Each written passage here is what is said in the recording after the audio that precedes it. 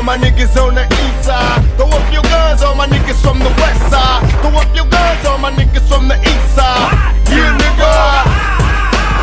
My niggas crooked though it seems. My every single thought is caught up in collecting cream. I'm married, nigga. Picture me dying in the blaze. A gunfire will not retire till I'm paid. To the base of pie, won't be fly, we fly by. Bitches don't me. Fights. He's gonna look for a guaranteed of $40 million again. The biggest fight for boxing fans, the fight that'll sell the most. You put two Mexicans versus each other at 168 on Cinco de Mayo. David Benavidez, an aggressive war machine, versus Canelo Alvarez. Nobody is picking Charlo to beat Canelo. A lot of fans are saying David's the one to beat Canelo. That's the money fight. That's the toughest challenge. That's the biggest fight. Now, is Charlo more? Has he done a little bit more? Yes, but he's at middleweight. He came from 54 and 60. Canelo is at super middleweight. The biggest fight is David Benavidez. Yep. Canelo real quick. Would David, which would make more sense? Cinco de Mayo this year with David not really having a high profile win, or let's say Canelo fights Charlo. Let's just say whatever he fights Charlo, he fights Makabu, whatever he fights someone else, and then if David beats Plant or David beats Charlo, that I think that's then what you're saying as far as money fight, because then it's like, oh shit, like David got a big win. He got the best win of his career. He beat one of these other top guys. Then you make it happen. But so you who do you like consider? Go ahead, MMA acknowledge though, because it's like, and boxing fans don't care about that, because if David goes and beats up Plant, oh, well, duh, Canelo already did that. Caleb never did nothing. Who cares? They're not going to be like, oh, it's so much bigger. That's not how boxing fans work. Right now, David's name is hot right now.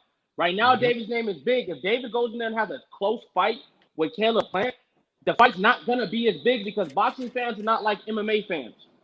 MMA fans want to see the best versus the best. It doesn't matter if it's competitive, whatever. Boxing fans right now, they feel David is unstoppable. But if David goes in the ring and shows some chinks in his armor, oh, that's easy work for Canelo. Right now, there's a lot of fans who feel David is the guy that can beat Canelo. The time to make that fight is now. So right now. Yes, right now. Just to be clear, you think the best available fight for Canelo, best available opponent, best as in factor and everything, best available opponent, not money, best available opponent is? I think it's David, but I'm not mad at Charlo. I think David and Charlo are like, you can't go wrong with either guy.